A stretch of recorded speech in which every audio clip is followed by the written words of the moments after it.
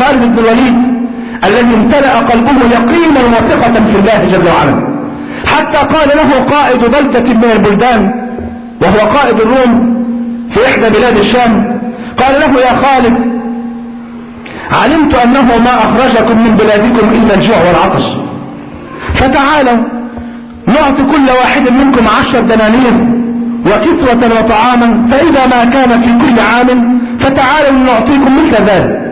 فقال له خالد بعزة المسلم الواثق في موعود ربه، قال له لا والله ما أخرجنا لا الجوع ولا العطش، وإنما نحن قوم نشرب الدماء، وقد علمنا أنه لا دم أطيب من دم الروم، فجئنا نشرب من دمائكم. فلما سمع الرجل تلك المقالة دب الوهن والضعف في قلبه، ففتح الحصون لخالد ولإخوانه من المسلمين، وقال للروم، قال للرومان لا طاقة لنا بهؤلاء.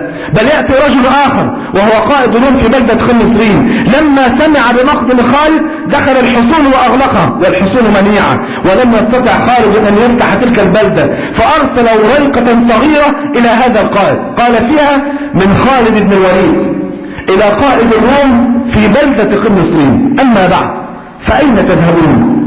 فوالله لو صعدتم إلى السحب لأصعدنا الله إليكم أو لأمطركم علينا. فلما سمع الرجل تلك المقالة وقرأها قال لهم افتحوا الحصون، لا طاقة لنا بهؤلاء. بل وأنتم تعلمون جميعا ما فعله خالد رضي الله عنه وارضاه في غزوة مؤتة، عندما استطاع بفضل الله عز وجل أن ينجو ب3,000 موحد من أمام 200,000 من الكفار الذين أرادوا أن يقضوا على أصحاب النبي صلى الله عليه وسلم. هذا خالد الذي كان على الشرك والكفر، وعلى من ذلك أول ما أسلم استعمله الله عز وجل لنصرة هذا الدين، فكان سيفا سله الله عز وجل على أعدائه.